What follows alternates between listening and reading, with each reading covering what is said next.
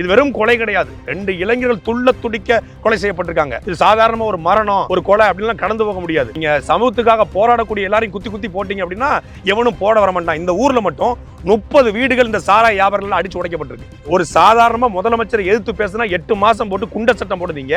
சாராய வியாபாரிகள் எத்தனை பேர் குண்டாஸ் போட்டீங்க? இந்த கைது செய்யப்பட்ட இந்த நபர் மீது குண்டாஸ் போடுவீங்களா? நீங்க குண்டாஸ் போட்டு 2 பேர் உயிரோடு வந்திருப்பாங்கல்ல. அப்ப இது முழுக்க முழுக்க தமிழக காவல்துறையின் தோல்வி, தமிழக அரசினுடைய தோல்வி. ஒரு ஊரே அழுகுரல் கேட்குது. இந்த அழுகுரல் தமிழ்நாடு முதலமைச்சருடைய காதுல கேட்கலையா? இல்ல மதுவிலக்கு ஆயத்திற்குரிய அமைச்சருடைய காது கேட்கலையா? இத்தனை சாட்சியில் இருக்கும்போது காவல்துறை முன்விரோதம் என்று இதையே மடமாத்தணும். அப்ப காவல்துறைக்கும் அந்த சாராய வியாபாரிகளுக்கும் என்ன தொடர்பு இருக்கு? 63 இறந்ததுக்கு 10 லட்சம் ரூபாய் கொடுத்தாங்க. அந்த 63 மரணத்தை விட இந்த மரணம் மிக கொடூரமான மரணம். மயிலாடுதுறை மாவட்டம் முட்டம் கிராமத்துல சாராய வியாபாரத்தை தடுப்பதற்காக சென்ற 2 இளைஞர்கள் கொடுமையான முறையில கொலை செய்யப்பட்டிருப்பது ஒட்டுமொத்தமான தமிழ்நாட்டுக்கும் பேரதிர்ச்சியை உருவாக்கி இருக்குது. சட்டம் ஒழுங்கை தன் கட்டுப்பாட்டில் வைத்திருக்கிறேன்னு சொல்லி சட்டசபையில பேசக்கூடிய மரியாதைக்குரிய தமிழ்நாட்டுடைய முதலமைச்சருடைய பார்வைக்கு இது சென்றதா அப்படின்னு தெரியல. தமிழ்நாட்டுடைய இளைஞர்கள் என்னை அப்பான்னு அழைக்கிறாங்கன்னு சொல்லி தமிழ்நாடு முதலமைச்சர் சொல்றாங்க. இந்த ஹரிசக்திங்கிற 2 இளைஞரும் அவர் தன்னுடைய பிள்ளைகளா நினைச்சா இந்த வழக்கில் தமிழ்நாடு முதலமைச்சர் தலையிடணும்.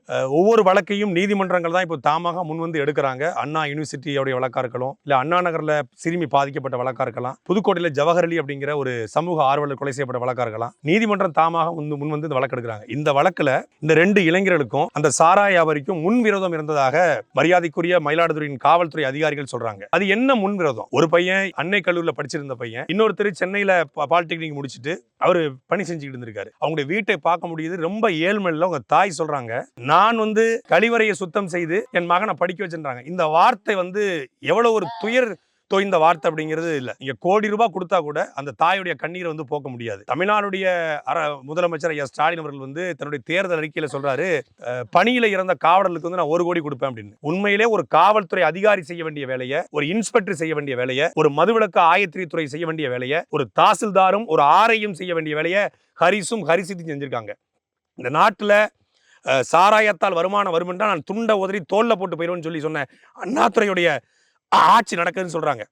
அண்ணாவின் பேரில் நடக்கக்கூடிய ஆட்சி இந்த சாராய வியாபாரத்தை ஊக்குவிக்கிறதா?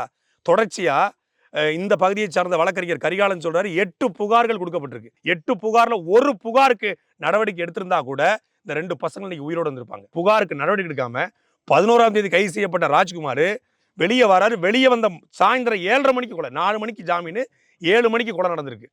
அதுல குறிப்பா அந்த கொலை நடப்பதற்கு மிக முக்கியமான உடந்தையா இருந்த மஞ்சுளா, கார்த்திகா, இந்த 2 பேர் மீது இது வரைக்கும் எஃப்ஐஆர் போடலன்னு சொல்லப்படுது. அந்த பெண்கள் தான் அவனை குத்தி கொல்லுடா, அவன் குடலை சரிங்கடா அப்படின்னு சொன்னதாக அந்த பார்த்த அந்த கொலையில சாட்சியா இருந்த ஹரிசக்தியோட தம்பி சொல்றாரு. இப்ப அத்தனை சாட்சியில் இருக்கும்போது காவல்துறை முன்விரோதம் என்று இதையே மடமாத்தணும். அப்ப காவல்துறைக்கும் அந்த சாராய வியாபாரிகளுக்கும் என்ன தொடர்பு இருக்கு? கள்ளக்குறிச்சி கள்ளச்சாராயத்துல 63 பேர் இறந்து போனாங்க. 63 பேர் இறந்ததுக்கு 10 லட்சம் ரூபாய் கொடுத்தாங்க. அந்த 63 மரணத்தை விட இந்த மரணம் மிக கொடூரமான மரணம். அது சாராயம் குடிச்சு செத்த மரணம். இது சாராயத்தை தடுக்க போராடிய மரணம். இதே இந்த மயிலாடுதுறை பகுதியில் இந்த காரைக்கால் பக்கத்தில் இருப்பதனால தொடர்ச்சியா கள்ளச்சாரம் விற்கப்படுது. அது சும்மா ஒரு கண் துடைப்புக்கு மாசத்துக்கு ஒரு வழக்கு. இவரே இந்த ராஜ்குமார், இந்த முனுசாமி, இந்த மூவேந்தன், இவங்களே ஒரு அக்யூஸ்ட கொடுக்கறது 3 நாள்ல உள்ள தூக்கி போயிட்டு வெளியே வந்துருது. சாதாரண நான் தக்கடையில் பேசுறதுக்கு என் மீது வழக்கு போட்டு குண்ட சட்டம் போட்டீங்க. 8 மாசம் ஜெயில இருந்தேன். ஒரு சாதாரணமா முதலமைச்சரை எதிர்த்து பேசினா 8 மாசம் போட்டு குண்ட சட்டம் போடுறீங்க.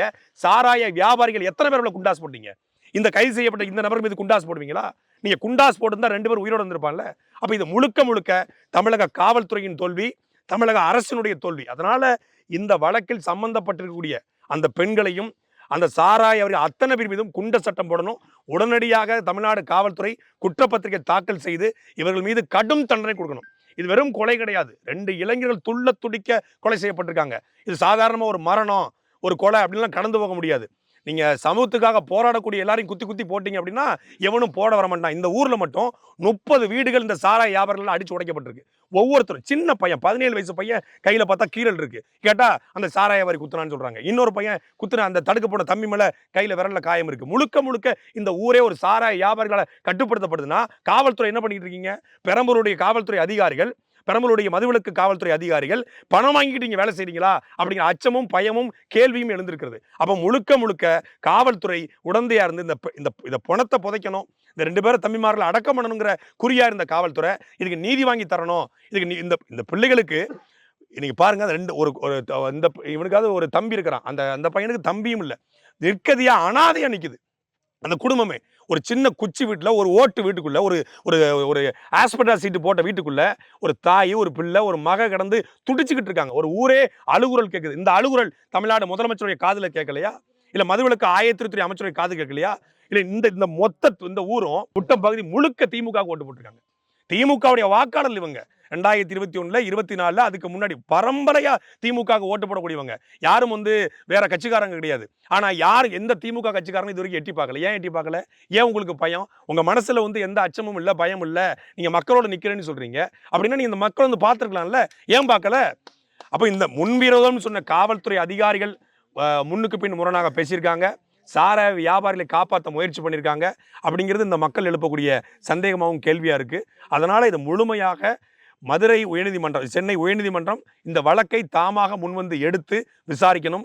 இந்த ஹரிசக்தி, ஹரி என்கிற இந்த 2 இளைஞர்களுடைய மரணத்திற்கு சரியான நீதியை தரணும். இல்லை என்றால் நாம் தமிழர் கட்சியுடைய தலைமை சீமானவர்களை திரட்டி தமிழ்நாடு முழுக்க மாபெரும் போராட்டத்தை நாங்கள் முன்னெடுப்போம்.